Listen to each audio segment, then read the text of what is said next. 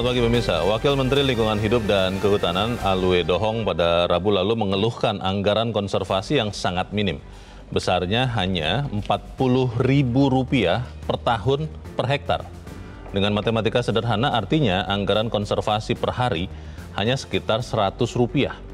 Berdasarkan data KLHK, ada 27 juta area konservasi yang harus dilindungi. Dengan anggaran yang sekecil itu, bisa dibayangkan model konservasi macam apa yang bisa dijalankan. Pemirsa, inilah editorial Media Indonesia edisi hari ini Jumat 17 Mei 2024 dengan tema Basa-basi Anggaran Konservasi bersama saya Leonard Samosir. Dan Anda semua para pemirsa juga bisa ikut menyatakan pendapat Anda nanti dengan menelepon nomor telepon 0215839900. Pemirsa, pagi ini telah hadir bersama saya anggota Dewan Redaksi Media Group, Ade Alawi. Kang Ade, selamat pagi. Pagi, Leo. Sehat-sehat, Kang? Alhamdulillah sehat. Betul-betul sehat? Sehat. Bukan basa-basi ya? Bukan. Harus sehat. Harus sehat. Dan semangat. Yang dibilang sehat, tetap sehat. Yang dibilang ada anggaran konservasi, bukan hanya sekedar ada, begitu harusnya ya? Betul. Kita langsung ke editorial pada pagi ini diberi judul Basa-basi Anggaran Konservasi. Saya miris loh melihat, ini kan angkanya Rp100 untuk mengembalikan kondisi hutan konservasi, begitu ya sederhananya Kang Ade ya, per hari. Rp100 sekarang mau naik angkot saja sudah nggak bisa, ini Rp100. Ini kok bisa begini sih, bagaimana Kang Ade? Nah, inilah masalah dari politik anggaran kita. Ini membuktikan bahwa masalah lingkungan terabaikan. Yang seharusnya lingkungan ini menjadi landasan ya, bagaimana kita menjadi sebuah negara yang sejahtera, menjadi negara yang makmur.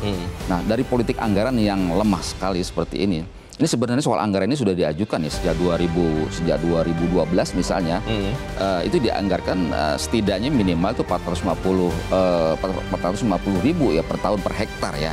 Jangan 40.000 per tahun per hektar ini menurut saya sih di luar akal sehat ya. Per tahun per hektar, 1 hektar itu 10.000 meter persegi ya? Iya, betul. Supaya kemudian kita sama-sama tahu 10.000 meter persegi. Jalan kaki 1 hektar saja pegal begitu ya? Iya. Tapi hanya 40.000. Nah, karena begini, sangat penting sekali, ini kan ada sekitar 27 juta hutan konservasi yang harus dijaga oleh KLHK ya, Kementerian Lingkungan Hidup, Kementerian Kehutanan dan Lingkungan Hidup. Karena hutan konservasi ini adalah benteng ya, benteng pertahanan dari keanekaragaman hayati, baik flora ataupun fauna yang harus dijaga. Nah, keterbatasan dari anggaran ini kan ibarat perang ini kan peluru ya. Jadi kalau pelurunya beberapa biji saja, beberapa gelintir, tidak mungkin juga bisa melumpuhkan lawan misalnya. Nah, peluru ini adalah anggaran ya. Jadi anggaran setidaknya kalau misalnya tidak optimum anggaran konservasi, tapi masuk akal lah harusnya. Jadi jangkauan yang bentangan yang sangat luas, 27 juta hektar hutan konservasi, ini kan harus dijaga dengan sebaik-baiknya. Seperti itu. Masalahnya kan kembali lagi kita diperhadapkan dengan masalah klasik bangsa kita, Kang Ade, bahwa kebutuhan bangsa ini besar sekali, tapi uangnya yang dimiliki bangsa Indonesia itu sedikit, sehingga nanti harus ada prioritas. Yang diprioritaskan kan terutama makanan ya, bagaimana beras tersedia di piringnya rakyat Indonesia. Kalau perlu impor kan butuh uang nggak sedikit. Ya sudah, akhirnya anggaran konservasi ini di nomor terakhirkan mungkin, tapi itu akan kita bahas Kang Ade. Dan pemirsa, inilah editorial Media Indonesia untuk hari ini Jumat 17 Mei 2024, Basa-basi Anggaran Konservasi.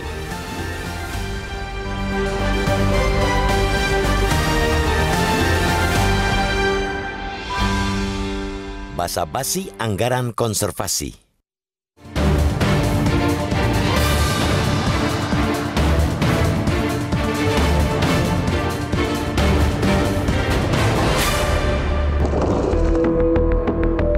Target fantastis, realisasi membuat miris. Lagi dan lagi, begitulah nasib banyak kebijakan di Republik ini, termasuk kebijakan konservasi yang kini kembali mencuat. Wakil Menteri Lingkungan Hidup dan Kehutanan, Alwe Dohong, Rabu 15 Mei lalu mengeluhkan anggaran konservasi yang sangat minim. Besarnya cuma Rp40.000 per tahun per hektar. Dengan matematika sederhana, artinya anggaran konservasi per hari hanya sekitar Rp100. Berdasarkan data KLHK, ada 27 juta area konservasi yang harus dilindungi. Dengan anggaran sekecil itu, bisa dibayangkan model konservasi macam apa yang bisa dijalankan. Tidak perlu sulit mencari jawaban, karena memang susah menemukan konservasi yang dijalankan. Kalaupun ada laporan program konservasi yang berjalan, bahkan berhasil, itu hanya mencakup sedikit sekali wilayah. Lebih menyedihkan lagi karena keluhan Alwe Dohong sebenarnya lagu lama. Sudah sejak 2012, nominal anggaran konservasi sudah dikeluhkan. Sejak lebih dari 1 dekade itu pula, sejumlah pakar lingkungan menyebut anggaran ideal untuk konservasi di Indonesia ialah $50 Amerika atau sekitar Rp450.000 per tahun per hektar jika menggunakan kurs saat itu, sekitar Rp9.000 per US dollar. Urgensi konservasi di tanah air kita memang berlipat-lipat, baik karena laju kerusakan lingkungan yang ada maupun karena target-target fantastis yang dibuat pemerintah sendiri. Berdasarkan Nationally Determined Contribution atau NDC, Indonesia berjanji pada dunia akan menurunkan emisi GRK sampai 29% pada 2030. Target itu bahkan dibuat lebih besar lagi, menjadi 41% dengan dukungan negara-negara lain. Target itu jelas ambisius, karena Indonesia kerap masuk ke 10 besar negara penyumbang emisi dunia. Sektor kehutanan menjadi salah satu penyumbang utama, yakni sebesar 48,5%. Itu karena alih fungsi hutan yang terus terjadi, termasuk untuk perkebunan sawit. Basa-basi konservasi ini harus berubah. Corengnya bukan hanya pada capaian target penurunan emisi, melainkan ancaman bencana lingkungan. Sebab area konservasi seluas 27 juta hektar sangat rentan terdegradasi baik secara alami maupun karena tindak kriminal. Padahal, luasan itu saja sudah terhitung minimal dari luasan sebenarnya yang harus dilindungi. Di sisi lain, masih minimnya anggaran konservasi menunjukkan belum optimalnya, bahkan bisa jadi belum dijalankan berbagai mekanisme pendanaan yang selama ini digembor-gemborkan.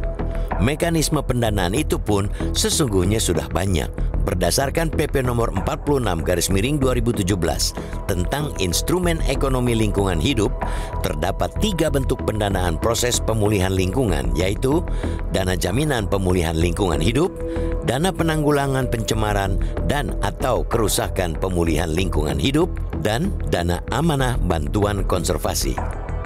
Sumber pendanaannya selain APBN dan APBD, ada pula dana hibah, pajak, dan retribusi lingkungan hidup. 2 hal terakhir ini yang harus benar-benar digenjot pemerintah.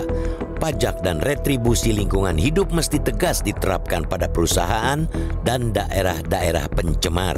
Dari situ, pemerintah dapat mendanai orang, kelompok, masyarakat adat, hingga Pemda yang selama ini sudah memberikan jasa lingkungan yang besar. Namun kenyataannya lagi-lagi keberpihakan pemerintah lunglai dan malah mengkhianati janjinya sendiri.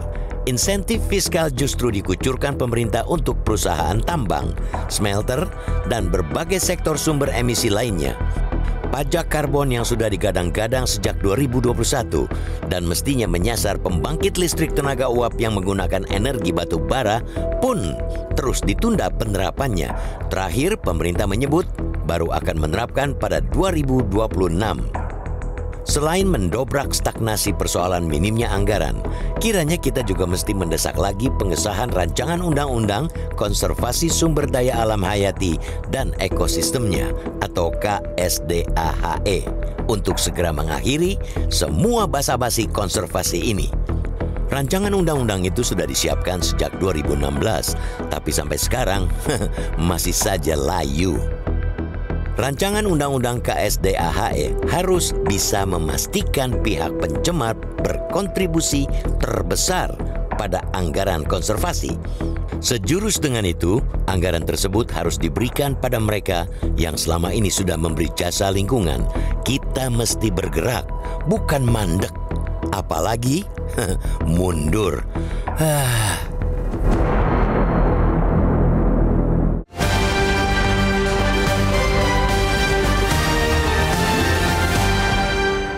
Di bagian berikut Anda bisa ikut menyatakan pendapat Anda terkait editorial pagi ini. Pemirsa, untuk saat ini tetaplah bersama kami.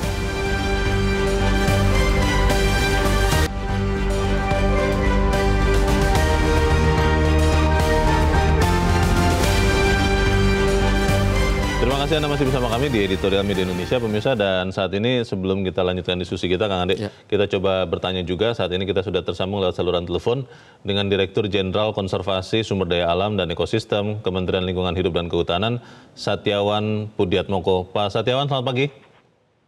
Selamat pagi, Pak Leonard. Ya, Pak Satyawan, kita tadi mengetahui bahwa anggaran konservasi itu sangat minim. Kalau editorial menghitungnya kurang lebih ya Pak, itu rupiahnya hanya Rp40.000 per tahun per hektar. Kalau dibagi menjadi per hari itu hanya sekitar kurang lebih Rp100 per 1 hektar per tahun. Artinya Pak, apakah selama ini kemudian konservasi itu jadi hanya sangat minim yang bisa dilakukan atau seperti apa Pak Satyawan? Ya baik Pak Leonard, jadi memang untuk konservasi itu di tingkat global maupun di tingkat nasional memang masih under finance gitu ya. Jadi pendanaannya masih di bawah ideal yang kita butuhkan. Oke. Jadi memang masih ada gap antara kebutuhan real dan pendanaan yang ada. Misalnya di tingkat global kebutuhan konservasi kehati itu sekitar 722 sampai 967 miliar US dollar, tetapi yang tersedia hanya sekitar 124 sampai 143 miliar dolar. Jadi hanya seper-7 atau seper-10 katakanlah begitu dari dana yang ada. Begitu juga di Indonesia, ini dananya masih sangat kurang dibandingkan dengan kebutuhan yang kita perlukan untuk melakukan konservasi secara efektif. Kalau tadi Pak angka Rp40.000 per tahun per hektar yang saat ini tersedia, idealnya harusnya sekitar berapa itu Pak Satyawan? Nah memang ada ring ya, ada ring yang sebenarnya di Indonesia mungkin kalau kita hitung lagi, kita akan mengelola kawasan 27 juta hektar. Oke. Lalu dana yang tersedia adalah 1,7 triliun ini untuk tahun 2023 ya. Oke. Jadi dana yang ada ya sekitar mungkin per hektar kalau dihitung kurang dari 40.000 saya kira. Oh, malah ya. Malah lebih kurang dari 40.000 sehingga kalau idealnya harusnya berapa Pak? Kurang lebih Pak? Nah, ya minimum harus 2 kali lipat dari itu karena begini. Dari 1,7 triliun itu 65% itu digunakan untuk dana-dana operasional, misalnya untuk belanja pegawai yang semacam itu, sedangkan dana-dana untuk patroli segala macam hanya 35%.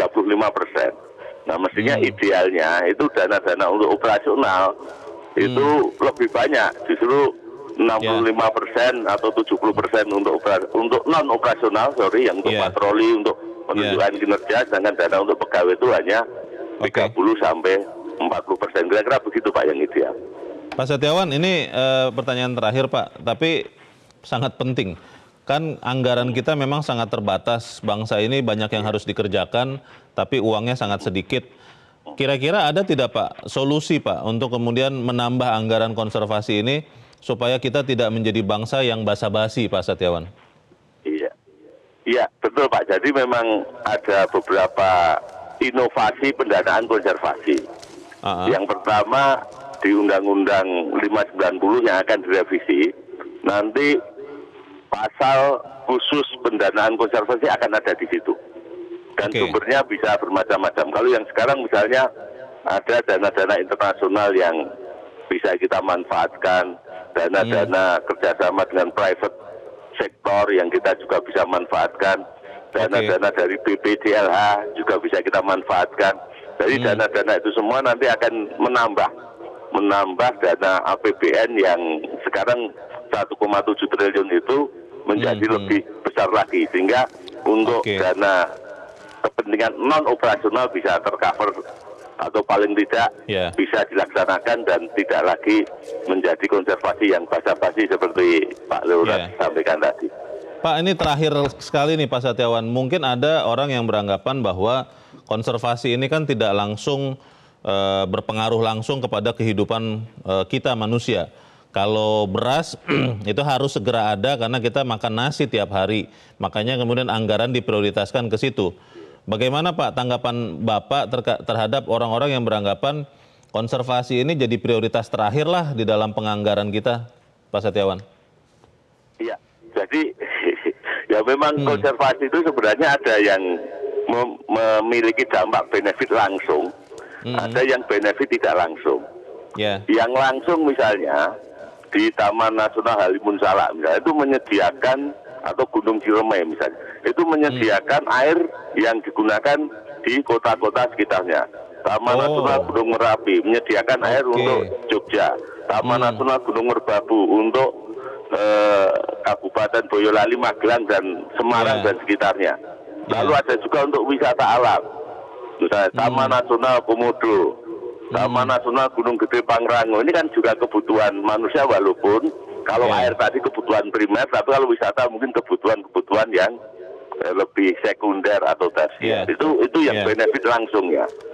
Yang benefit tidak langsungnya tentu banyak sekali yang bisa kita gali, yang bisa kita manfaatkan sekarang maupun yang akan datang. Misalnya untuk pengatur iklim misalnya.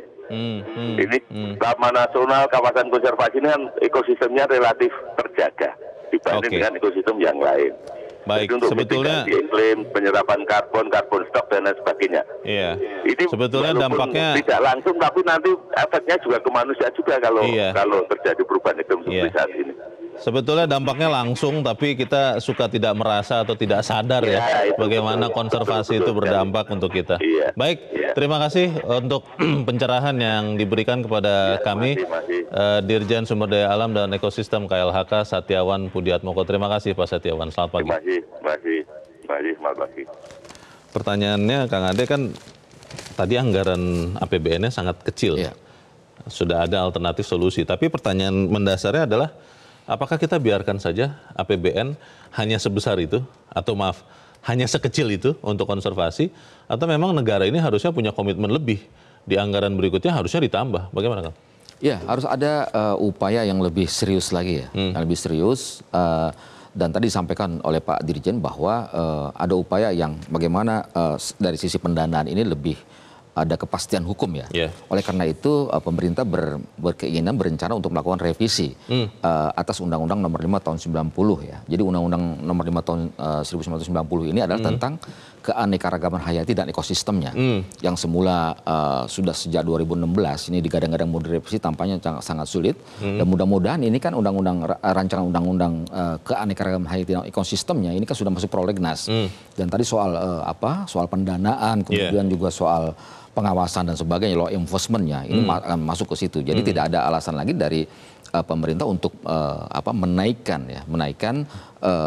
anggaran konservasi lebih besar lagi. Jadi anggaran 40.000 per hektar per tahun per hektar ini sangat tidak masuk akal, dan ini menurut saya di luar akal sehat gitu. Nah, problem lain lagi yang akan kita hadapi adalah kita melihat bahwa pemerintah juga seringkali juga tidak sinkron dalam aspek pembangunan, misalnya aspek bagaimana investasi di beberapa daerah, kemudian atas nama hilirisasi, ini kan juga berdampak pada ekologi, berdampak pada sosial juga, konflik dengan manusia, konflik dengan bagaimana menjadi alam menjadi rusak.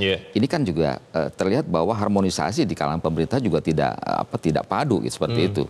Nah, jadi saya kira mesti ada upaya yang lebih terpadu lagi, bagaimana kesadaran pemerintah dalam hal ini Kementerian Keuangan untuk menaikkan anggaran konservasi lebih besar lagi. Karena masa depan Indonesia adalah ada pada keanekaragaman hayati.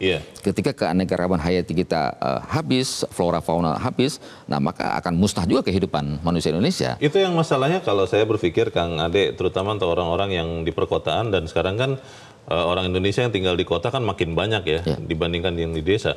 Itu sering tidak merasa bahwa konservasi ini penting dan segera berdampak. Tapi belakangan setelah kita merasa cuacanya aneh nih, di hari yang sama sangat panas tapi bisa hujan deras, tapi panas lagi, mungkin baru kemudian tersadarkan bahwa konservasi ini penting. Bagaimana Kang? Ya, konservasi ini kan seharusnya ini juga pemerintah harus melakukan edukasi ya. Bagaimana konservasi tidak hanya tanggung jawab pemerintah ya. Jadi masing-masing warga negara Indonesia memiliki kesadaran yang bersama untuk menjaga lingkungan. Untuk sama-sama misalnya kalau di Jakarta ada taman hijau, taman bermain. Ini juga harus dijaga, jangan sampai ada sampah misalnya seperti itu. Jadi secara anggaran harus naik, tetapi yang lebih penting lagi adalah bagaimana secara kultural melalui pendidikan, melalui edukasi, terbangun kesadaran di masyarakat tentang pentingnya menjaga konservasi. Jadi konservasi ini kan upaya penyelamatan, menyelamatkan, menjaga lingkungan kita agar tetap hijau. Nah, banyak yang lain misalnya konservasi ini juga harus betul-betul ditopang oleh SDM,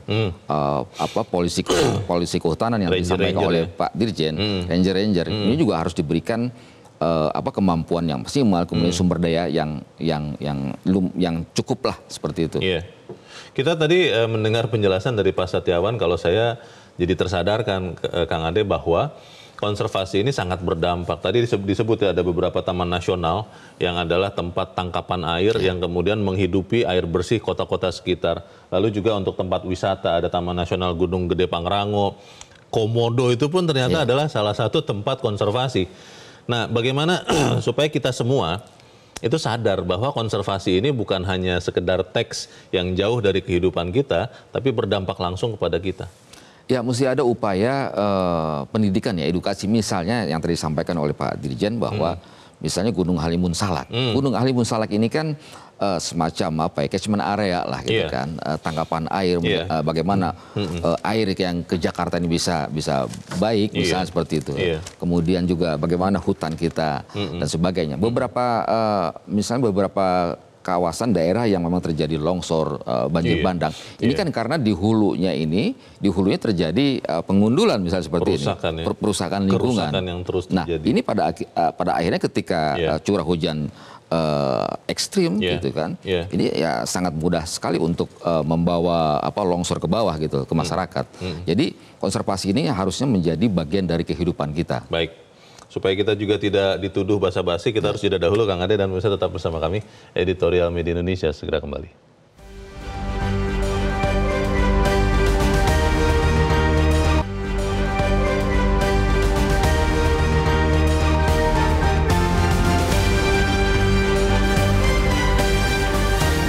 Media Indonesia mengajak Anda untuk mengakses fitur premium e-paper.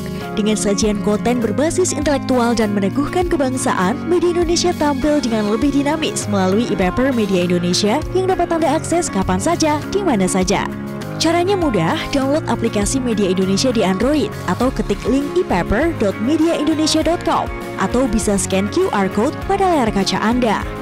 Klik tab e-paper di bagian samping layar tablet Anda, daftarkan data diri, serta pilih paket berlangganan e-paper Media Indonesia sesuai dengan kebutuhan Anda.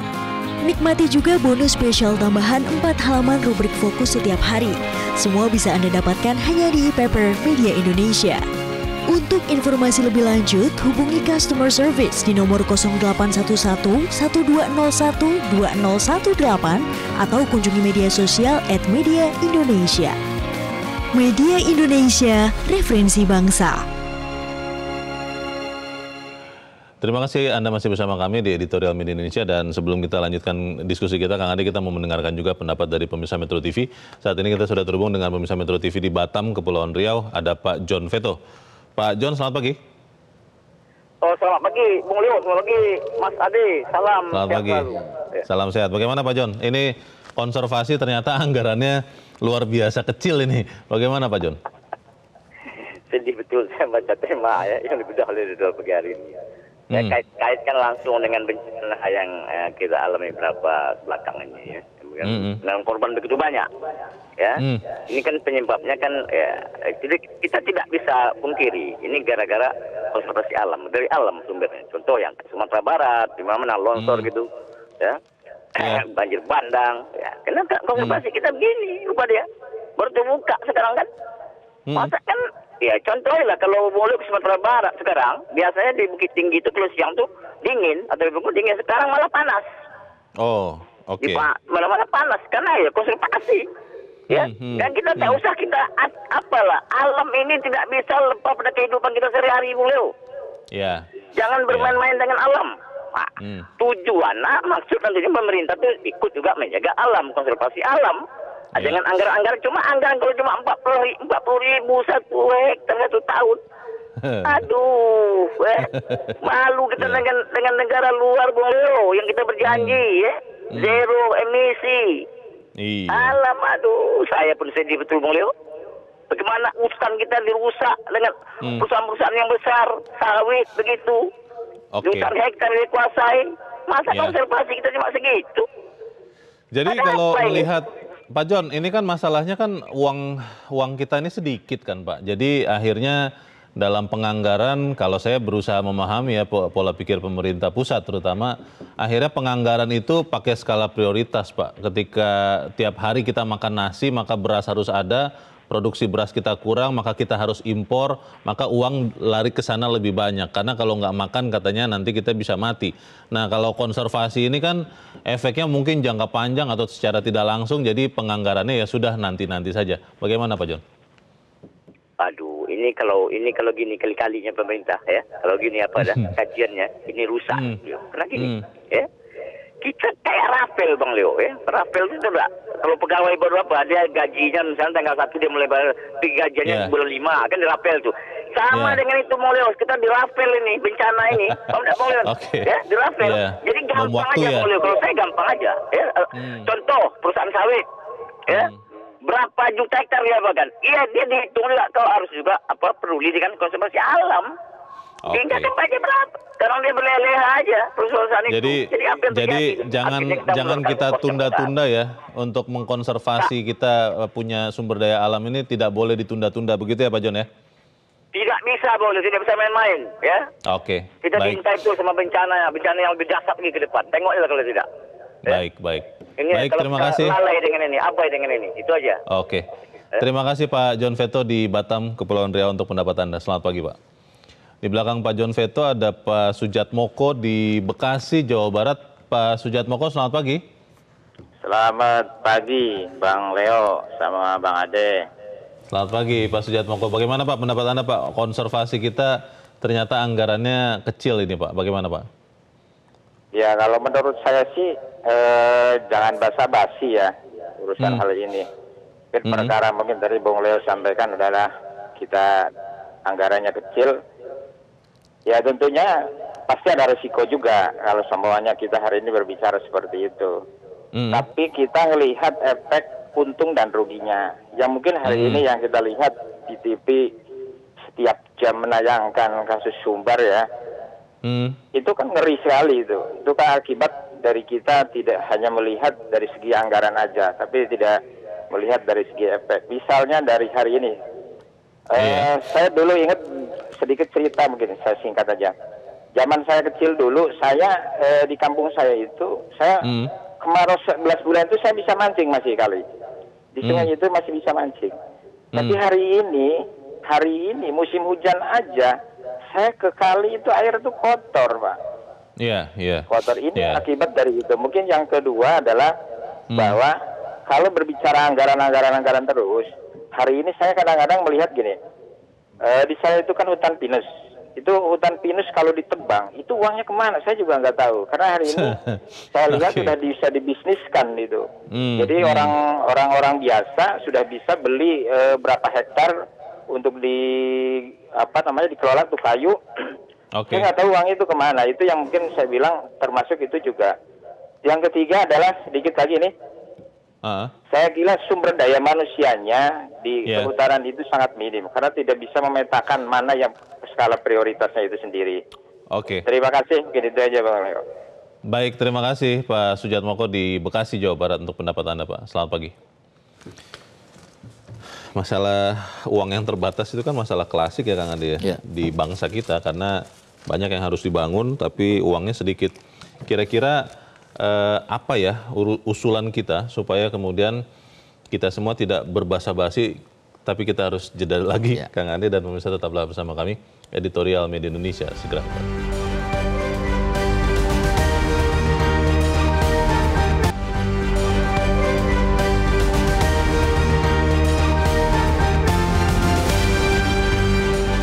Terima Terima kasih Anda masih bersama kami pemirsa, dan kita ada di bagian akhir diskusi kita pagi ini. Kang Ade, kalau melihat keterbatasan anggaran, maka semuanya tidak bisa kita lakukan kalau kita menyerah begitu saja. Apa kira-kira yang bisa kita usulkan supaya kemudian untuk anggaran konservasi kita, bangsa Indonesia, tidak lagi basa-basi?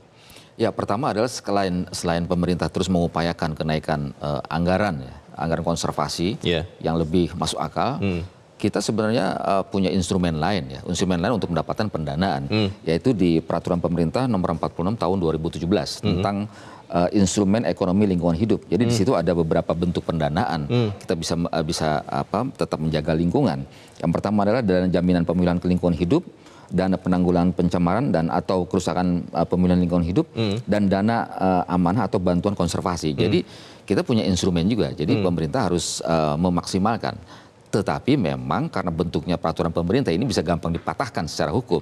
Harusnya betul-betul bagaimana dana konservasi ataupun inovasi pendanaan untuk menjaga konservasi ini dibuat dalam bentuk undang-undang. Nah, nanti dalam revisi undang-undang keanekaragaman hayati dan ekosistemnya ini akan masuk di situ. Nah, yang lain menurut saya yang paling prinsip menurut saya itu adalah kita mengubah paradigma pembangunan kita. Paradigma pembangunan kita tidak lagi eksploitatif, ya, tidak lagi bagaimana ngotot mengejar pertumbuhan ekonomi. Tetapi yang paling penting lagi adalah bagaimana pembangunan itu harus berkelanjutan, sustainable development. Apa arti pembangunan berkelanjutan? Pembangunan berkelanjutan adalah pembangunan yang bisa memenuhi kebutuhan warga negara Indonesia hari ini dan masa yang akan datang. Jadi kita hidup tidak hanya hari ini, kita hidup mewariskan kebaikan, mewariskan lingkungan, mewariskan flora fauna untuk anak cucu kita. Itulah yang dimaksud dengan pembangunan berkelanjutan. Ketika kita gagal membangun paradigma pembangunan berkelanjutan, maka kita akan gagal menjaga negara kesatuan Republik Indonesia. Menarik untuk melihat sering sekali bertabrakan kepentingan pembangunan atau ekonomi dengan alam konservasi. Ketika kita pada sekian waktu yang lampau, Kang Ade, melihat pemerintah, saya lupa ya presidennya siapa, itu pernah merobohkan bangunan villa di daerah Puncak, Jawa Barat. Karena saat itu dikatakan Puncak sekarang bukan pohon lagi, tapi beton semua, hutannya katanya. Nah, kita sudah lama tidak mendengar hal-hal seperti itu. Apakah itu memang masih menjadi komitmen pemerintah atau seperti apa? Nah, jelas di depan mata kita kalau kita berbicara Puncak, ya, maka kita sebagian besar wilayah itu adalah wilayah catchment area, wilayah yang terlindungi. Tetapi dari hari ke hari kita terus melihat terjadinya pembangunan di sana. Pembangunan. Villa tuh ya kebanyakan. Villa. Nah, kalau kita lihat di Undang-Undang Kehutanan, kalau kita katakanlah mau membuat kawasan di sana sebagai kawasan wisata, maka itu harus bangunan semi permanen, tidak boleh ada bangunan permanen. Itu kalau kita komit pada Undang-Undang Kehutanan. Tapi kan kalah dengan kepentingan komersil, karena kemudian mendatangkan uang, pajak dan segala macam. Betul. Nah, inilah saya kira kembali kepada paradigma pembangunan. Kalau paradigma pembangunan kita mengejar pertumbuhan ekonomi, maka yang akan dilakukan adalah eksploitasi. Maka yang akan dilakukan adalah merusak keanekaragaman hayati. Seperti itu. Kita mungkin akan susah untuk benar-benar memperhatikan alam, karena ketika misalnya bicara pembangunan infrastruktur saja, Kang Ade, jalan tol, jalan layang, kereta cepat, itu kan ada sekian wilayah yang kemudian akhirnya dikorbankan untuk pembangunan infrastruktur. Jalan tengahnya bagaimana, Kang? Ya, sebenarnya di undang-undang memberikan keleluasaan, ya. Ada kompensasi-kompensasi yang itu semuanya ada di undang-undang, ya. Infrastruktur yang tadinya mungkin ada pembukaan kawasan hutan konservasi misalnya, mau tidak mau katakan harus diterabas untuk infrastruktur misalnya. Ini kan ada semacam tukar guling, ya. Tukar guling yang sama. Jadi sama-sama konservasi ini terus berlanjut.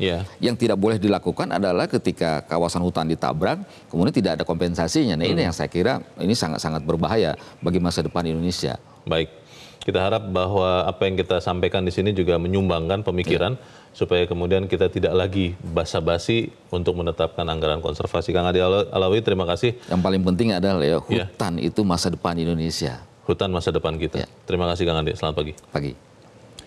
Misalnya selain mendobrak stagnasi persoalan minimnya anggaran, kiranya kita juga mesti mendesak lagi pengesahan rancangan undang-undang konservasi sumber daya alam hayati dan ekosistemnya untuk segera mengakhiri semua basa-basi konservasi. Rancangan undang-undang ini harus bisa memastikan pihak pencemar berkontribusi terbesar pada anggaran konservasi. Mari kita sama-sama jaga alam di sekitar kita. Saya Leonard Samusi berterima kasih. Anda sudah menyimak editorial Media Indonesia untuk pagi ini. Terus jaga kesehatan Anda, terus jaga nurani Anda. Selamat pagi, sampai jumpa.